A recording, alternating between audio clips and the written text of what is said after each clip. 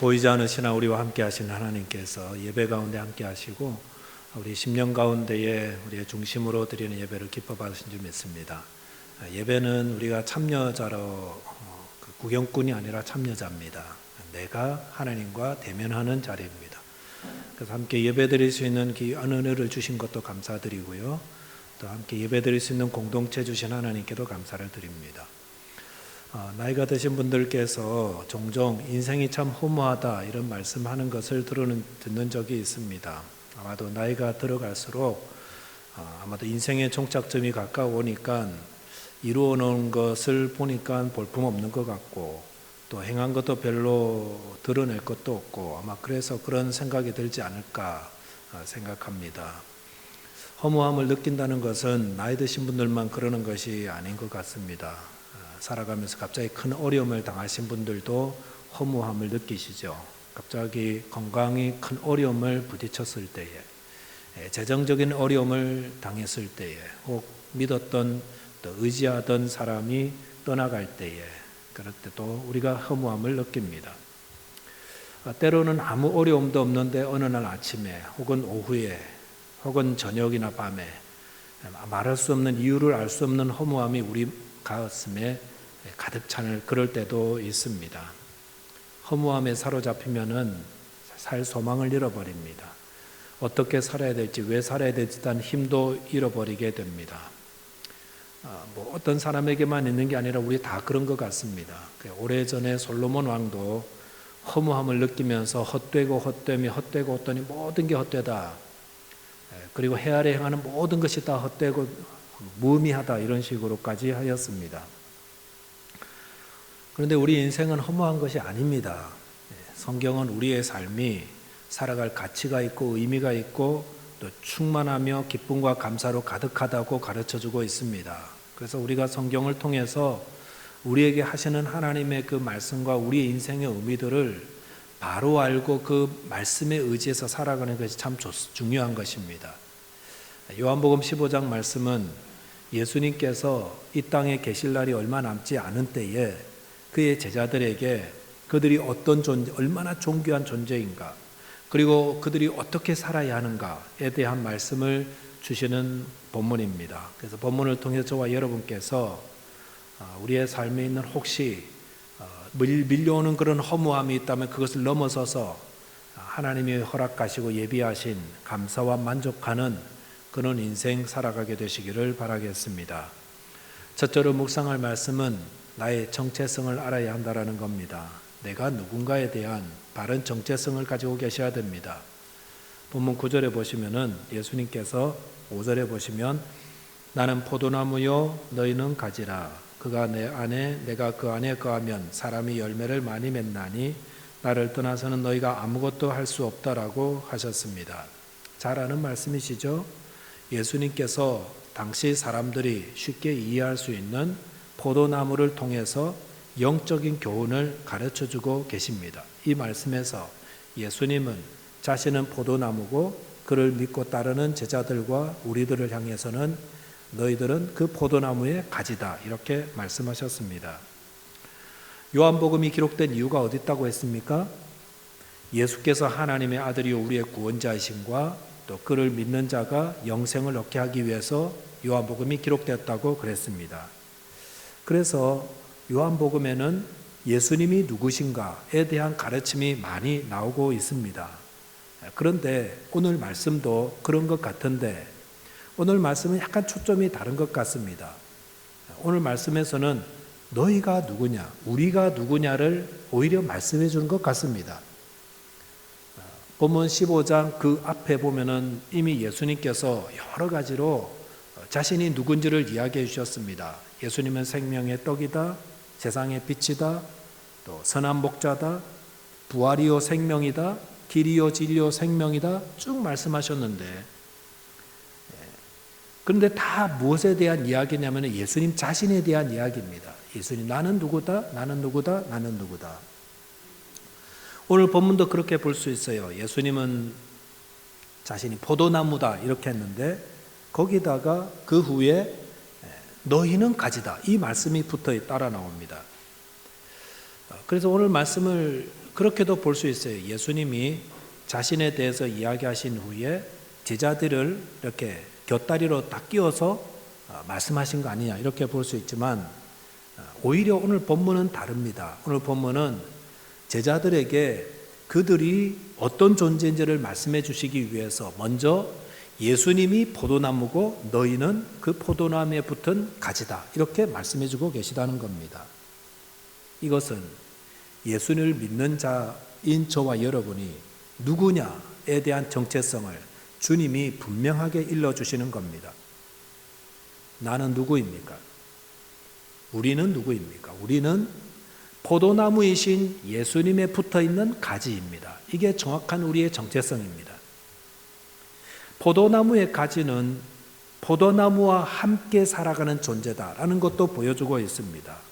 우리 성도는 어떻게 살아가는 존재입니까? 일주일 동안 주님을 위해서 열심히 일하고 그래서 주님 앞에 나와서 주님 제가 이렇게 살았습니다. 딱 보여주는 그런 게 우리 믿음의 생활이 아니고 주님과 함께 살아가는 겁니다. 주님 앞에 붙어서 주님의 말씀과 주의 의지하고 주님과 동행하며 살아가는 것이 성도의 살아가는 모습입니다. 바느질통에 실들이 의미를 가지려면 뭐가 있어야 됩니까? 바늘이 있어야 됩니다. 그래서 실들이 바늘과 늘 함께 다니면은 헤어진 바지도 끼워주고 또 이렇게 벌어져서 입지 못하는 옷감들도 이렇게 붙여서 옷으로 입게 만들어주고 가방도 끊어진 부분들 이어주고 하면서 놀라운 열매들을 역사들을 이루어갑니다. 하지만 바늘을 빼고 실들만 살면 어떻게 될까요? 네, 물론 실들로도 할 수 있는 게 맞습니다. 감아주기도 하고 묶기도 하지만 묶는데 실들보다 훨씬 튼튼한 실들이 노끈들이 많은데 굳이 실들을 사용할 필요가 없습니다. 그래서 실들만 보면은 무기력하고 연약하고 허무하고 또 이렇게 보일 수 있습니다. 그러나 실들이 바늘을 만나서 바늘과 함께 다니면 굉장히 귀한 존재가 되는 것입니다. 실들이 귀한 이유는 바늘이 있기 때문인 것처럼 성도들이 귀한 존재인 것은 예수님이 있어서 그렇습니다. 주님께서 우리를 얼마나 소중하게 보시는지 예수님은 우리를 한 몸처럼 보십니다. 실과 바늘이 한 몸인 것처럼 예수님과 우리도 한 몸입니다. 바울이 회심하기 전 사울이었잖아요. 사울일 때에 그는 예수 믿는 사람들을 정말 핍박하고 박해하였습니다. 그런데 다메섹 도상에서 예수님이 빛으로 그에게 나타나서 뭐라고 말씀하셨냐면 사도행전 26장 14절에 보시면 사울아 사울아 네가 어찌하여 나를 핍박하느냐. 사울이 예수님 핍박한 적 없습니다. 사울은 예수님 본 적도 없습니다. 만난 적도 없습니다. 그러나 다만 예수라고 하는 그 도를 따르는 사람들이 정말 그들이 믿고 그들이 유대교의 반역자다고 생각해서 그들을 죽으라고 박해한 것뿐이거든요. 그런데 예수님은 사울아 사울아 네가 어찌하여 예수 믿는 자들을 박해하느냐라고 하지 않고 네가 어찌하여 나를 박해하느냐라고 하셨습니다. 예수님은 예수님의 가지를 아프게 한 것을 자기를 아프게 한 거라고 하였습니다. 예수님은 내가 당하는 고통과 아픔을 멀리서 보는 분이 아니라 함께 아파하는 분이고 나아가서 가지의 아픔을 그 고통을 대신 담당하시기 위해서 십자가를 지시는 분입니다. 5절에 보시면은 다시 그가 내 안에 내가 그 안에 거하면 사람이 열매를 많이 맺나니 나를 떠나서는 너희가 아무것도 할 수 없다고 하였습니다. 예수님과 함께 있으면 우리는 많은 열매를 맺습니다. 풍족한 삶, 만족한 삶을 삽니다. 그런데 예수님을 떠난 삶은 아무것도 못한다라고 하셨습니다. 사람들이 그토록 열심히 일하고 업적을 세우고 그 다음에 일평생 많은 것들을 위해서 살았는데도 나중에 돌아보면서 참 허무하다. 인생이 이렇게 허무할 수가 있나 라고 하는 이유가 무엇입니까? 그것은 예수님을 떠나서 혼자 하려고 했기 때문입니다. 예수님을 떠나서 우리는 아무것도 할 수 없습니다. 할 수도 있는 것 같습니다만은 그게 다 돌아보면은 다 다 무의미하고 헛된 것이 되고 마는 것입니다. 6절과 7절이 다 잘 보여주지요. 6절에 보시면 사람이 내 안에 거하지 아니하면 가지처럼 밖에 버려져 마르나니 사람들이 그것을 모아다가 불에 던져 사른다고 하였습니다. 예수님 안에 거하지 않는 인생은 메마른 인생이 됩니다. 속이 바짝 말라가지고 살아갈 힘이 없는 거예요. 능력이 안 생기는 겁니다. 그런데 그 안에 예수님을 모시고 살아가면, 그분과 동행하며 살아가면 풍성한 삶이 된다. 그걸 말씀하고 계십니다. 7절도 보시면은 너희가 내 안에 거하고 내 말이 너희 안에 거하면 무엇이든지 원하는 대로 구하라. 그리하면 이루리라 하셨습니다. 예수님과 동행하는 사람들이 얼마나 풍성한 삶을 누리는지, 그들은 원하는 것마다 구하면은 다 응답받는 놀라운 기적들을 체험하며 살아갑니다. 기도가 응답될 때 얼마나 기쁩니까? 얼마나 감격스럽습니까? 여러분은 언제 기도의 응답을 받아보셨습니까? 날마다 기도의 응답을 받아보는 사람, 그런 사람의 삶이 허무하겠습니까? 그런 말 하지 않습니다. 기도 응답할 때 받을 때마다 그 기쁨과 감사가 충만한데 뭐가 허무합니까? 마음의 기쁨이 충만한데. 인생이 허무한 이유는 나 혼자 내가 가진 지혜와 능력으로 나 혼자 잘해보려고 노력하고 뛰었기 때문입니다. 그래서 지금부터라도 주님과 동행하는 삶을 살자는 것입니다. 우리의 포도나무 대신 예수님께 붙어있는 가지로서 예수님과 동행하면서 예수님께 모든 걸 아뢰고 또 예수님의 그 말씀을 들으며 예수님께 내 마음을 늘 아뢰고 예수님과 늘 손잡고 살아가는 그런 삶이 복되고 풍성한 삶으로 인도하는 것입니다. 저와 여러분께서 예수님과 늘 동행하시기 바랍니다. 지금도 여러분, 우리는 예수님과 함께 있습니다. 그 사실을 기억하시고 예수님을 늘 붙들고 예수님 안에 거하시면서 우리 안에 오는 모든 허무감을 잘 이기시고 충만한 인생 되시기를 주님의 이름으로 축원드리겠습니다. 두 번째는 나의 사명을 알아야 합니다. 허무감을 이기려면 첫째, 내가 어떤 존재인지를 알아야 되고, 둘째, 내가 어떤 일을 해야 되는지, 내가 나의 사명이 무엇인지를 알아야 됩니다. 사명이라는 것은 나의 살아가는 이유를 보여줍니다. 우리는 왜 살아야 됩니까? 무엇을 위해서 살아갑니까? 8절에 보시면은 너희가 열매를 많이 맺으면 내 아버지께 영광을 받으실 것이요 너희는 내 제자가 되리라 하셨습니다. 예수님은 가지된 제자들에게 열매를 많이 맺으라 하셨습니다. 열매를 많이 맺어서 하나님께 영광 돌리는 것, 그것이 바로 우리가 살아야 될 이유고 목적입니다. 이것이 우리에게 주신 사명입니다. 그리고 그 사명에 집중하면 복된 삶을 살아갑니다. 우리는 밥 잘 먹고 살기 위해 태어나고 살아가는 존재가 아닙니다. 우리는 하나님이 기뻐하시는 열매를 맺고 하나님께 영광 돌리는 존재로 이 땅에 존재하는 것이고 그럴 목적을 위해서 살아갑니다. 그것을 알고 그 목적에 따라 살아가며 가장 복되고 만족하고 충만한 인생으로 살아가게 됩니다.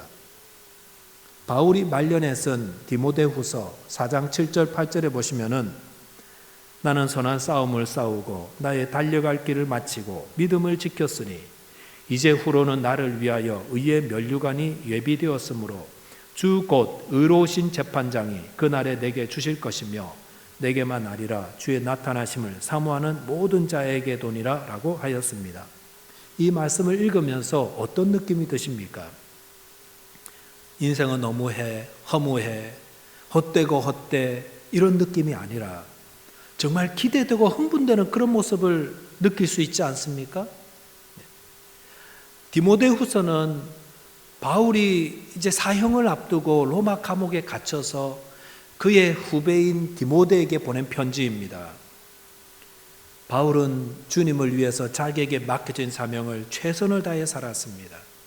그리고 이제 언젠가 자기의 목이 잘려지고 죽게 되면은 그 다음에 하나님 나라에서 주님께서 자신을 칭찬하시며 주실 그 상을 바라보면서 기대하며 설레임 가운데 시간을 보내고 있는 것입니다. 이것이 바로 주님이 자신에게 주신 사명을 잘 감당한 자가 누리는 그 만족감입니다. 사람들이 허무하다 느끼는 이유는 열심히 살지 않아서가 아닙니다. 아니, 오히려 너무 열심히 살아서입니다. 헛된 데다가 자신의 시간과 정력과 삶을 온통 다 쏟아부었는데, 그리고 나서 보니까 밑 빠진 독이었어요. 물을 막 갖다 부었는데 아무것도 남은 게 없는 겁니다. 우리는 이 땅에 돈 벌려고 태어난 존재가 아닙니다. 우리는 건강하게 장수하다가 그렇게 살려고 태어난 존재도 아닙니다. 우리는 우리 인생 즐기면서 그렇게 살라고 태어난 존재도 아닙니다. 그런데 많은 분들이 그게 잘 사는 줄 알고요, 거기에 온 힘과 정성을 다 쏟는 거예요. 그러니까 돌아보니까 남는 게 없잖아요. 우리는 왜 이 땅에 살아갑니까? 하나님께 영광 돌리려고 살아갑니다. 그래서 그것을 위해서 하나님이 기뻐하시는 열매를 맺으려고 늘 주님과 동행하며 그 열매를 맺으려고 애써 수고하며 일하는 것입니다. 우리가 그 일을 위해서 힘쓸 때에 우리는 인생을 돌아보면서 만족하며 감사하게 됩니다. 하지만 자기만을 위해서 살아가는 자들은 분명히 인생이 헛되다는 그런 때가 옵니다. 그거로 인해서 고통받게 됩니다. 그렇다면 어떻게 열매 맺는 인생이 될 수 있습니까? 본문 5절로 다시 돌아가 보시면, 그가 내 안에 내가 그 안에 거하면 사람이 열매를 많이 맺는다 하였습니다. 어떻게 해야 열매를 많이 맺는다고요? 그가 내 안에, 내가 그 안에, 예수님과 동행하는 겁니다. 열매 맺는 인생 되는 건 너무 쉽습니다. 그것은 포도나무 대신 예수님 안에 늘 거하며 동행하는 것입니다. 그분과 동행하면서 그분께 기도하고 그분과 대화하며 그분께 나의 삶을 소소한 것도 다 나누고 그분의 뜻을 구하며 그분의 음성을 들으려 할 때에 우리의 삶에 우리도 알지 못하는 사이에 하나님이 기뻐하시는 열매들이 맺히게 됩니다. 혹 말씀을 이해하는 데 도움이 될까 봐 제가 예화 하나만 준비했습니다. 어떤 신학생이 마더스데이에 시설이 열악한 한 양로원을 방문했는데 거기서 90세 되시는 할머니 한 분을 뵙게 되었습니다.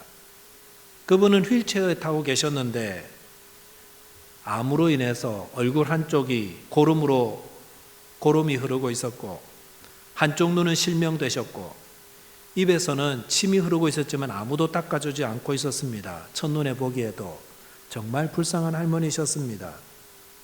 그런데 나중에 사연을 들어보니 그렇게 되신 지 25년이나 되었다고 했습니다. 이 신학생이 왠지 이 할머니에게 마음이 끌려서 다가가 자신을 소개하고 마더스데이에 준비해온 꽃을 그분에게 전해드렸습니다. 그러자 할머니가 꽃향기를 맡으면서 감사하다고 인사한 후에 이 꽃을 옆에 계신 할머니께 전달해주고 되겠냐고 허락을 구했습니다.